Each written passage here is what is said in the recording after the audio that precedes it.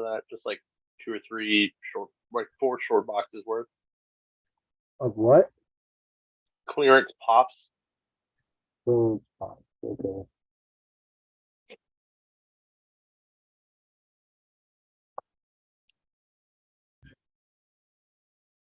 Good evening. I mean, good morning. Good morning. Oh man, it's so weird doing this in the morning. So, Yeah. It's a little bit all right, rougher. guys. Yeah. What up, Yeah. Wednesday Wendigo Warriors? Warrior Wendigos. I don't. Still haven't quite figured that out yet, but whatever. Um. We're still recovering. Yeah. That too. That too. So. Before we get into our recap and stuff and comic books and things, just want to thank everybody who came to the warehouse sale. Um, don't forget, you get one more bonus day this Saturday, starting at noon, and it'll run till 11 p.m.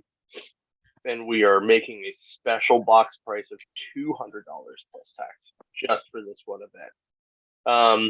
Because this event also is Fear Fest. Fear Fest is a small, sort of oddities thing that we do with Fearscape Haunted Attraction, which is in the basement of one of our warehouses, and is owned by one of our awesome employees, John, up in Elwood. You might see him in the back in the eBay area. Oh, my hair is terrible. And but yeah, so you can go to that and check it out. I will be over in Beaver at the BC3 Dome for LibraryCon from noon to 3. So come see me if you want to do that instead. And then don't forget we have an Ethan Sachs signing coming at the end of the month on the 28th, the last Saturday of October, for his Haunted Girl book, which I'm going to review here shortly. I think that's it so far. So,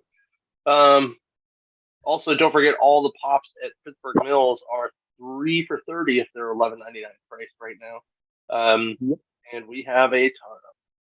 So Yep. come and get your fill. Yep. Okay. For all So the pop completists. right. So as Justin said, we are now back from New York Comic Con. It was awesome. Thank you to Joe and Jen and all the guys at Awesome Minis for letting us be part of your crew and helping out. We hope that we did not fail you. I don't think that is an option, but We said we were welcome to come back. So I'm cool with it. I personally like to thank them for my wife, who thoroughly enjoyed herself. She couldn't stop talking about it all day yesterday, all her friends and everything. So she was super happy about that. Yeah. yeah, I see you're wearing your New York Comic Con shirt. Yes. Yeah. Exclusive Captain America shirt that they had. I did not buy a shirt this year because they didn't have any baseball tees. So should have gotten the pretty much what I'm buying at this point. Should have got the Halloween one. That'd have been good. I'm not a big Halloween guy. Like, I like horror stuff, but I'm not like a big. Like, I'm not gonna decorate my house. I'm not gonna do all kinds of crazy shit. I do have a Skeletor that I can hang on my door though for the next couple weeks. Yeah. So, yeah. All right. So yeah, so we got up there Wednesday night. Showed Justin around the convention center. We went to dinner at this awesome Thai place. Took the train in, which was cool. And then Thursday was go, and it was awesome. We got to hang out with some of our while we were mostly busy at the booth, we did get to hang out with some of our awesome friends like Dave Wacker and Sora Sung and Maria Wolf, which I bought a Maria Wolf foil Transformers One cover. So I bought one for me, one for Chip, and then I bought an extra one that we're going to be using as a part of the art auction at the convention this year. So it's off to be graded. We'll let you know when it comes back what it falls under. And I got my sketch back that she did for me that I dropped off with her at our show in 2022. So this is what I got back. Oh, Doorman. As you guys know, I love Great Lakes Avengers, and to get a Doorman sketch was awesome, and it's super good.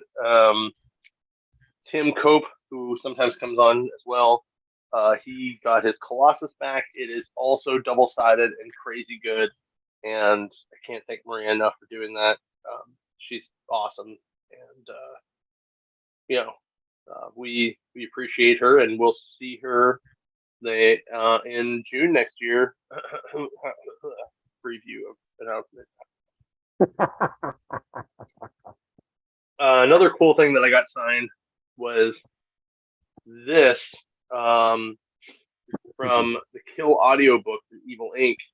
It's a vinyl Claudio figure with a double neck guitar, and Claudio signed it, which was awesome.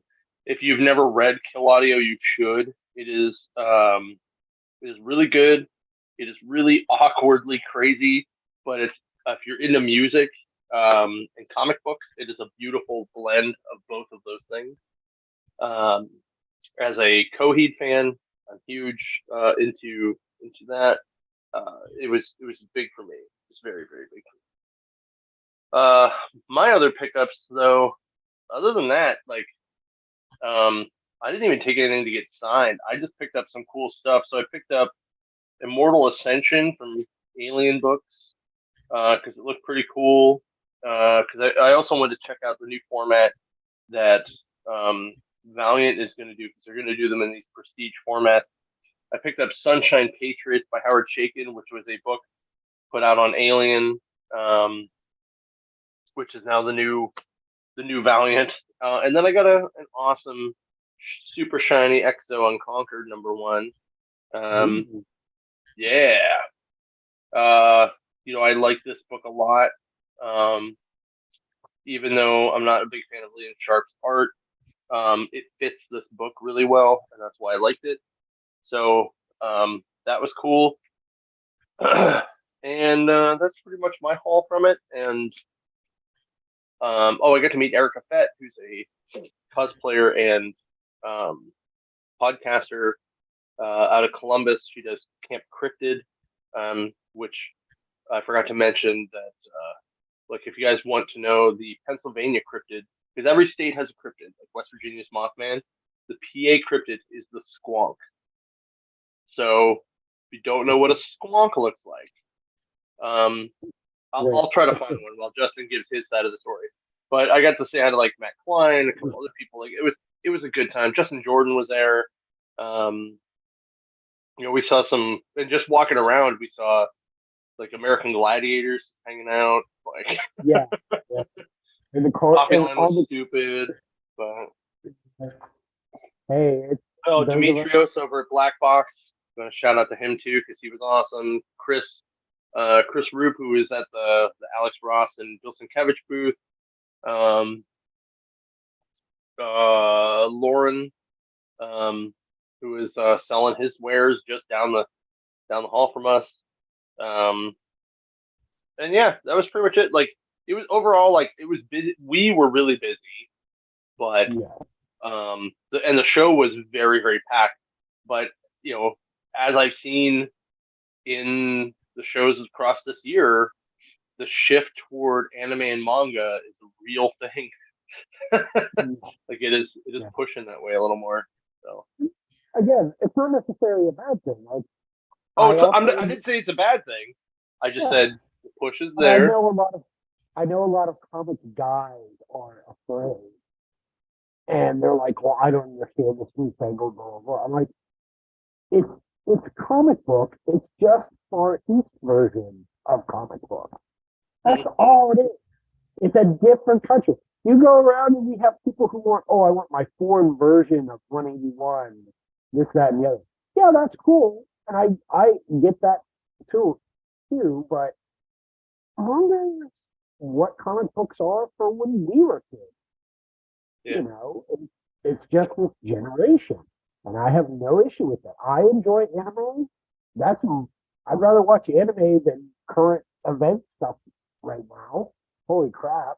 Yeah. But I mean, Dragon Ball's legitimately like the comic versions, the manga versions are as old as I am. yeah, So yeah. yeah. Dragon Ball Z. What we were watching that stuff when we were still in high school. Well, Dragon Ball I was watching in grade school, like Yeah, because it was on Sundays, and then that finished, and then Z started when I was like in late high school. So yeah, yeah. So you know, I get it. There is the transition, and it is what it is. Guys like us in the right. business to adjust a little bit, and that's not an issue. There are a lot of Yeah. people. There are a lot of people who do both. They'll do manga and comics. Hmm. So there's nothing wrong with it. Um, what is it? I had what? I got this shirt. Joe helped me get procure a is the seal. It's the special edition Funko for Captain America. It comes with a coin Hmm. Funko Pop. It's the the original mold. So it's not like a newer mold. It's the original mold. Um, and it gets a like the certificate card thing inside. It's very nicely presentable. And I'm sorry if I sound congested. My allergies hit like the day we came back. And No, then it no, took, they hit on the way back. yeah, literally on the way back. Yeah. I look over and Justin's got like tissues up his nose, and I'm just like, no, I know that feeling. Yeah, it's awful. But hey, I'd rather be sick after, like, have that after the con than blow snot on people at the con. That's Right, awful. right. I did get the Danhausen Batman cover, uh, just the regular cover. I didn't want the photo. But that was awesome. You know, I got I got a couple books signed. Peach, I got Peach Momoko's signature of one of my books. Um, I didn't get all the signatures I was hoping for, but then again, like you said, we were busy.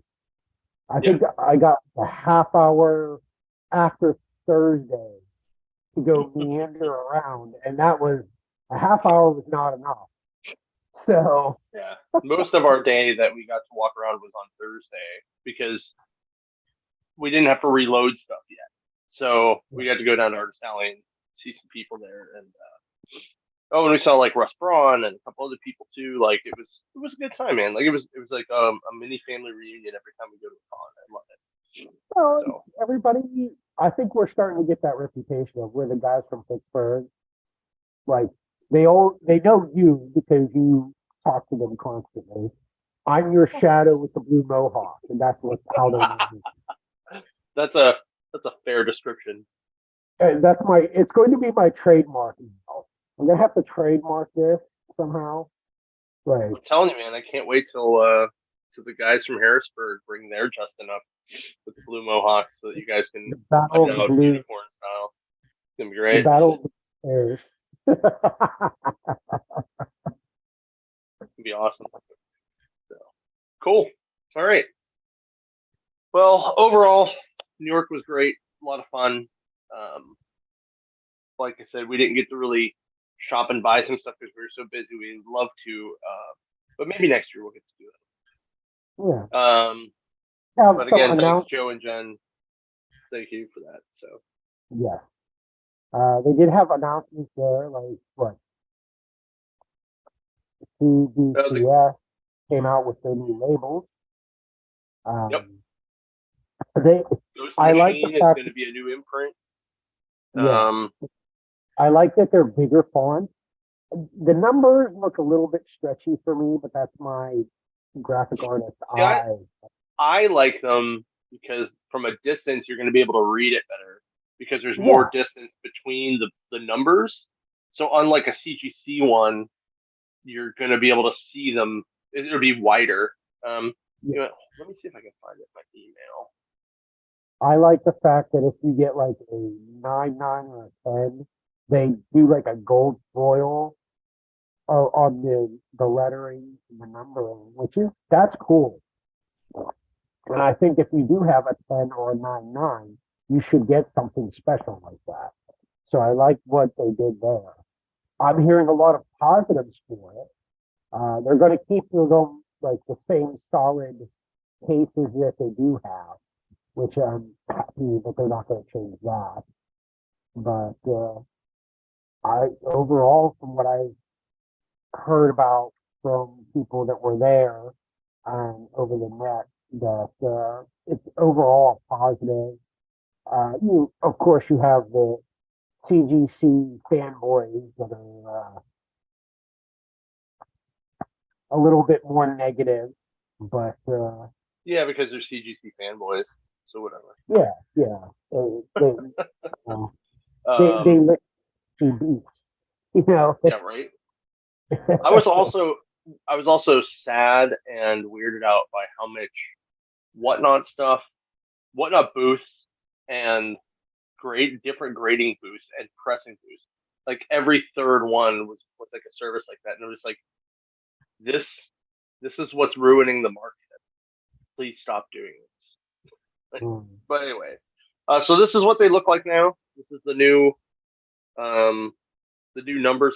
Like I said, I like them because you can read them a little better from a distance. They're not as thick and together as like the CGC one. Um, but I like the new label. I think it looks pretty good. I'm not really mad about it at all. So I like the change of the shield. I like the shield change a little bit. That looks a little nicer. yeah, I So, do too. So all right. Now that we've talked about New York a lot, let's talk some comics.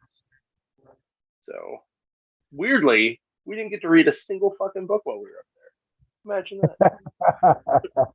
I took imagine I took like I'm not even kidding. I probably took like 20 books with me to read, but we didn't have a single moment to do it. I could have done that, I guess, on the train, but yeah, eh, you're too busy watching. it, That's it, that's the cool thing about New York is you get to people watch a lot, and yeah, you're just enjoying the experience. people watching is a good time. So, all right, my first book is Jay Garrick, The Flash, numero uno. Um, so this book is by Jeremy Adams and Diego Olortegui. Um, and it's a lot of fun. So it starts out in the past where Flash, Jay Garrick Flash is running with Boom, who's Judy Garrick. You find out later that that's his daughter. Um, they go to save Judy, Jay's wife. An explosion happens. Um, Jay gets kind of caught behind because he has to stop a dam from bursting. he gets he gets to Judy, or he gets to Judy, and he's like, or he gets to Joan, and it's like, "Where's Judy?" And she's like, "Who's Judy?" And or she says, "Where's Judy?" And he's like, "Who's Judy?" And he's like, "Our daughter." And he's like, "You must have hit your head hard. We don't have a daughter." So in the present, Judy shows up at their house, except it's 60 years later. So she's still young, and they're like in their 80s at this point. 'Cause she had to be, I don't know, 16 probably. Um, So she's like, "Oh man, Bart's like because Bart's been staying in her room. It's like all trashed." And she sees like the picture of all the other flashes, and she's like, "What? How many speedsters are there?" So they kind of have to have the talk of like, "Hey, don't just run out and try to save people. Like the world has changed. We want to make sure you're safe. We don't want to lose you again." That kind of thing. And then she's like, "Well, what happened to Doctor Elemental?" Um, Doctor Elemental, yeah. And he's like, "Who's Doctor Elemental?" And here, whatever he did in the past is what made um, that explosion happen, and everyone forgot about him as well. But she knows who he is. We just haven't quite found that out yet. So it's very good. It was a good read. It was fun. It was exciting. It was very fast. um, so I definitely give this like, well, let's see, it's a flash book, so I got to do. I'm gonna give it um two breakfast burritos and a hash brown and the coffee through the drive-through with hot picante. Wow. Yeah, After. it was good. It was fast. It was fun. Like I liked it. I'm really curious to see where it goes and the way. So the boom, Judy's character is one of the ones from the Stargirl Lost Children book. So like they found her and brought her back, and that's where some of these characters are coming from, which is good. But I really liked it. Like if you like Jay Garrick, like it's a good Jay Garrick style book. It's a good Flash book. Um, the art's good, the story's good, and it was a fun read. So make sure you check that out. Oh yeah, I want to preface with I read more books than Justin this week, so I'm going to talk about 4 books. He's going to talk about 2. Look, you get to talk about a book.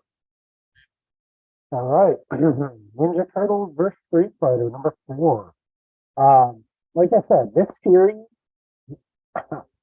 why they didn't think of this years ago is beyond. This is by far one of the most fun reads in a while, especially two classic, dare I say, iconic uh, franchises at this point. Uh,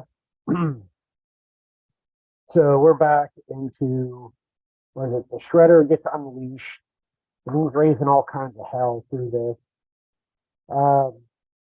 Meanwhile, Bison throws Raph in a containment unit because he still wants to get his uh, power. Uh, Chung Li, who was helped set free by Raph, runs into Guile and Mikey, and of course, Mikey does a Mikey thing by giving her a big hug, and they kind of, him and Chung Li blush. It's kind of a cute little moment there. Uh, we got Stockman, and he is trying to escape, runs into what? This is Ken, Donnie, Jenica, Leonardo, and Ryu. And they're trying to find out what's going on with his farm and where they're going to set it off. So they grab Stockman and they're trying to figure out how to disarm this.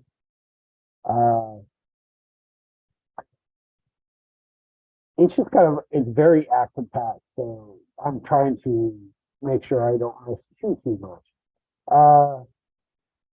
The Shredder is beating the crap out of M. Bison's forces. Then he sees the turtles and like, oh, this is all you. And they're like, no, he's not. It's, it's Stockman, you know. And of course, Shredder's Shredder, he doesn't care.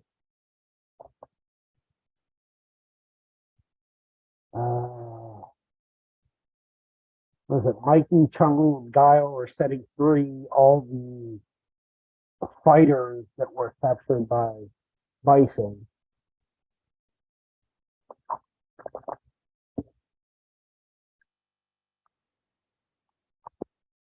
I guess Chun-Li opens one, and for those who don't know who Pete is one of the mutants. He is basically a pigeon. And he gives Mikey a big a hug, and he's like, Mikey, I miss you. And again, kind of a goofy moment. Like, there's a lot of goofy moments in this action and in between the action, which is great. The Shredder's pretty much just beating up on everybody. He defeats Ryu, Jenica, and Leonardo. Ken and Donnie try to disrupt the missile or the bomb, but Ken accidentally triggers the bomb. And I guess the bomb is going off in Manhattan, which is which Stockton didn't know about, and it kind of ends at that point where basically Bison is going to have his way with it. It's solid. It's an awesome book. This is easily two scrambled eggs with some cheese on it, some crunchy bacon, well done bacon. Ooh, crunchy bacon. Crunchy bacon. Maybe some hash browns with this too. Like I said, overall, I'm loving this series. IDW needs to do more of this kind of thing. And the art is good here. All these different covers that they have for this are great. There's a couple of the retailers for Daniel Warren Johnson did. We don't have any, unfortunately, so I probably won't get that. But I did get the cover C. I do like the ones where it's more Street Fighter or video game version. So it's basically Donnie doing 10 uppercut on 10. So I think that's kind of fun. I was like, oh, I like that. You can. Yep. Sorry, my grade school came back. All right. Oh, it's fine. That's awesome. All right. My next book, Green Lantern 4. Well, this book picks up where the last one left off. Sinestro wants Hal Jordan's ring to try to get back to Kogard. And he, sets off a bomb. So Green Lantern has Barry help him out. They go to Ferris Air and use Barry's CSI background to help them figure out what's going on. They run into Carol. Then Barry's like, "Why aren't you with her?" And they go and fight the Weather Wizard.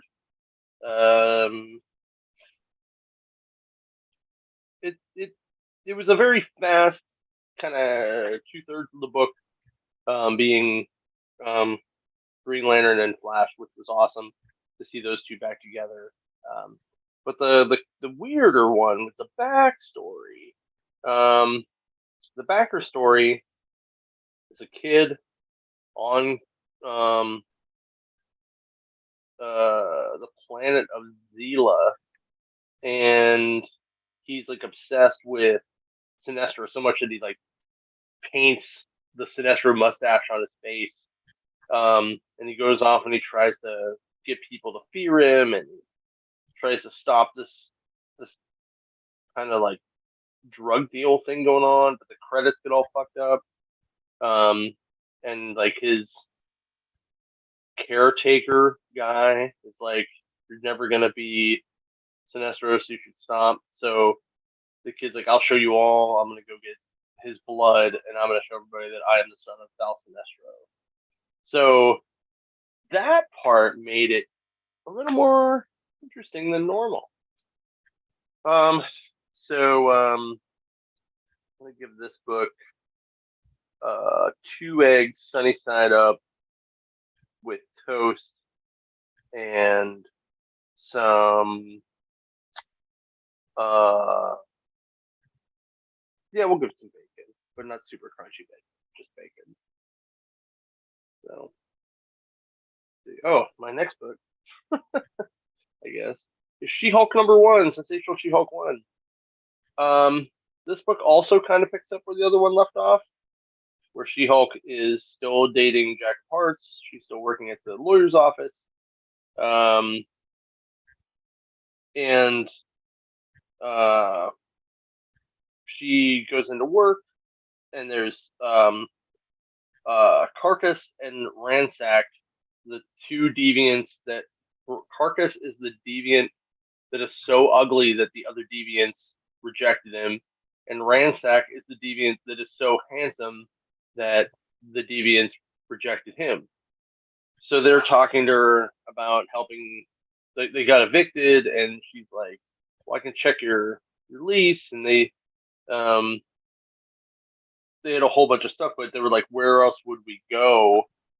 So it was a very interesting way to like interesting moment in the office for her that I thought was cool.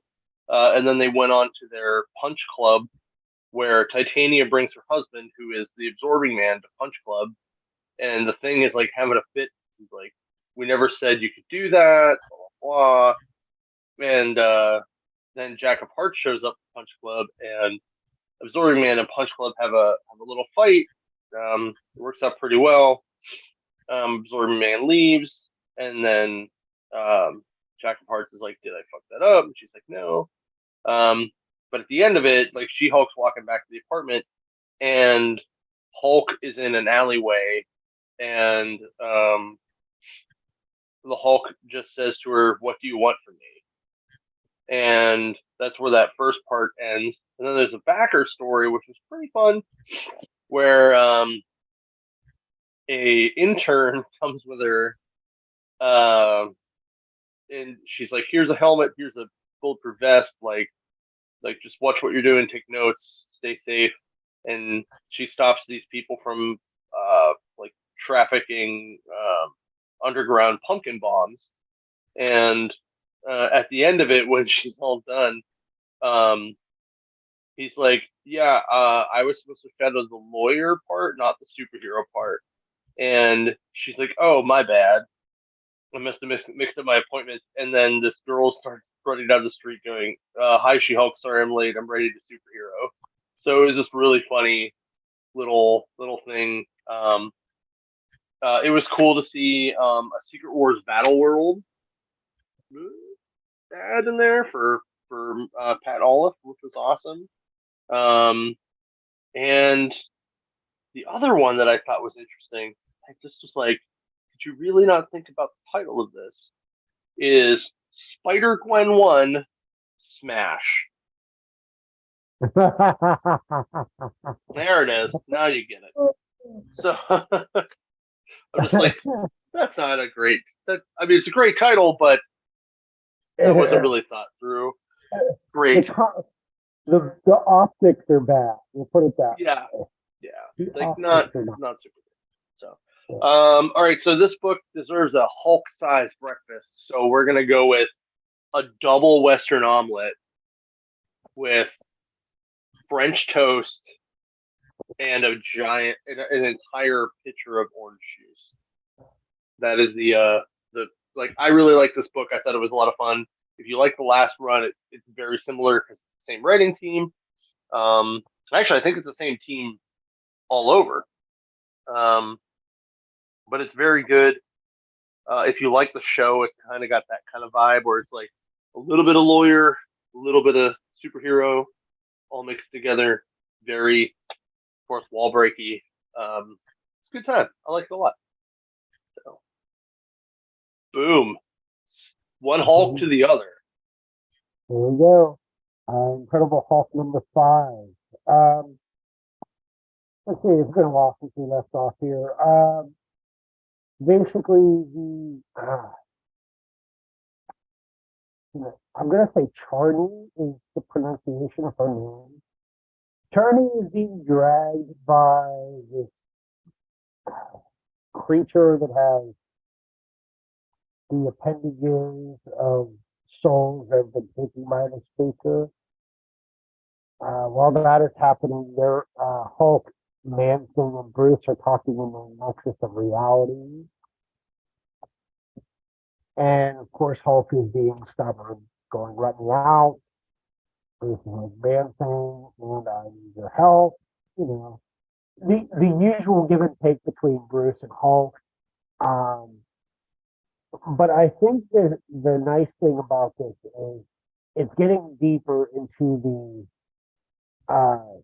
psyche of Bruce and Hulk than ever before, um, where people are just like, oh, he doesn't know he's doing this, or they don't. Bruce is now like going, I was there for all these events, but I was just in the back, type deal. And again, Hulk is just like, leave me alone, the usual, leave me alone. Um, until they're like, well, this creature is going to kill Charlie if you don't help us out, which they're not lying. So Man Thing and Hulk pretty much just rip this thing apart uh, very spectacularly. Um,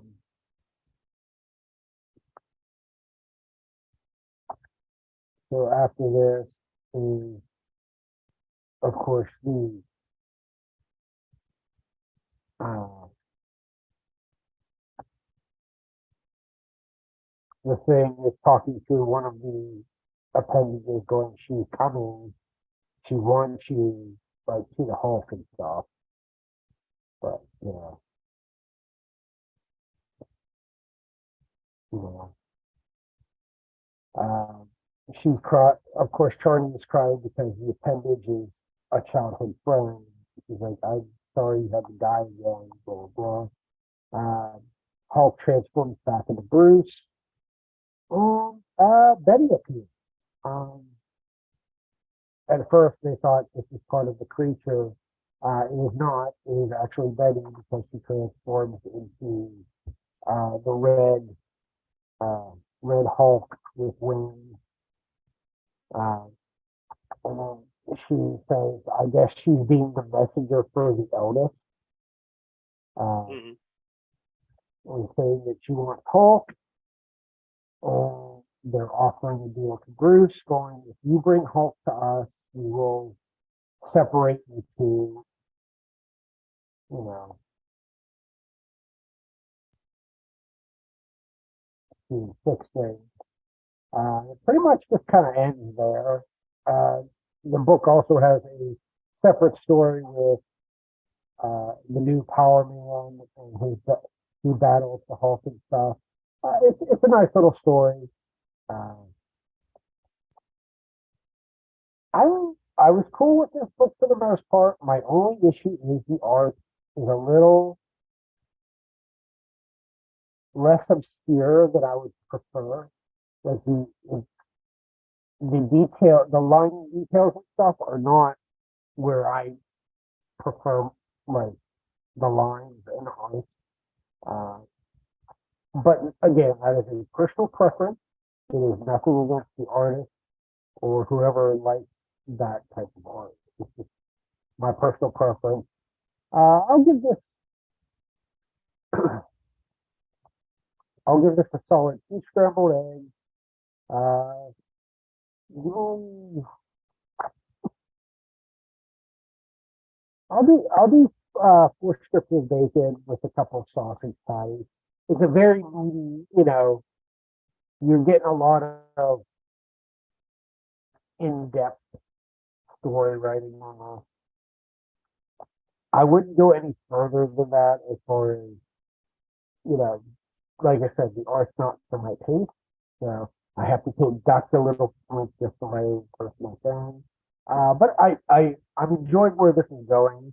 I like the new team that they have assigned here. Johnson, Philip Kennedy Johnson is doing a really nice job for their the writing. Uh, but like I said, the artist is not to my taste. It reminds me very much of Mike Mignola, like very Hellboy-ish. Which I'm cool with Hellboy like this, but maybe not so much Hulk. But again, just a personal thing on my end. But in general, good series so far. Cool. Yeah, I haven't caught up on them. I still have them to read. All right, my last book, which is the book that Ethan Sachs is coming to do a signing for. Oh, excuse me. So this is written by Ethan Sachs, his daughter Naomi, and drawn by Marco Lorenzana. So preface to this book, it is about mental illness, sort of. The so his daughter Naomi, when she was younger, um, like had some mental illness issues to the point where it alludes that she attempted suicide. So while he was in the hospital waiting to see what was going on with her, he had written a line from this that sparked the whole book, and then she helped him write it to give it a little more authentic vibe, and it is really, really personal. It is very good. You can really feel the vibe in this book. So it starts out where in Japan, a kid is there and picks up this shiny little ball and sees some kind of demon and just says like, "Oh, this is pretty, so beautiful," or something like that. And then fast forwards 15 years to girl in a mental hospital who sees um, basically like a dead person standing beside them. Freaks out. The nurse says, like, "What's going on?" And here um, in the hospital, a couple, like in a different section of the hospital, a lady dies on the table at the same time. So that's more of her ghost, like she's seeing a ghost.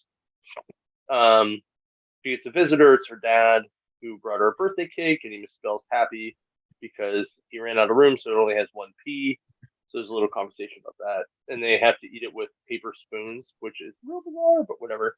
So they give they let the daughter's leaving to go to school, back to high school, and she goes back to high school, and everybody kind of treats her in different ways. Like the teachers are like, "Hey, we hope you're okay.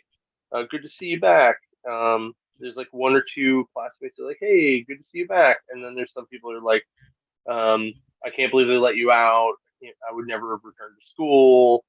Um, and she just kind of has a hard day at school. Has her dad pick her up, um, takes her home, and then at um, like at 2 o'clock in the morning, she sees a giant, weird spider creature on the roof or on her ceiling. Freaks out, goes in the bathroom. Her dad's like, "What's going on? Like, I don't understand. You should be like, everything will get better. Just, we'll get through this." Um, and he was like, "I just want to make sure you're not like, you can't find your pills because I locked them up now." And she's like, "You're not even listening to me. Like, that's not what you like. Do you think that that's just what this is?" So he breaks into the bathroom, and she had left. So he calls Japan, and the old lady, like an old lady, picks up and just says, "It has begun." And he says, "Can you just talk a little less creepy? I called to tell you." And they go, "I know she has started seeing things." you were told this would happen when she reached the age. And he just says, "Tell me what to do to keep her safe."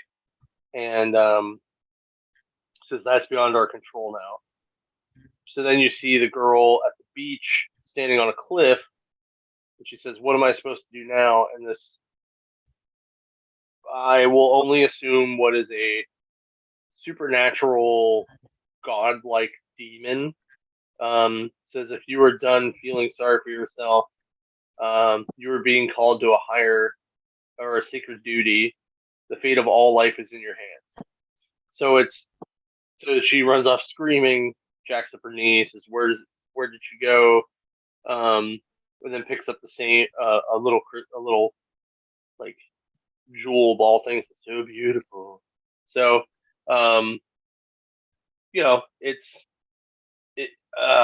it's very cool, like the way the book turned out.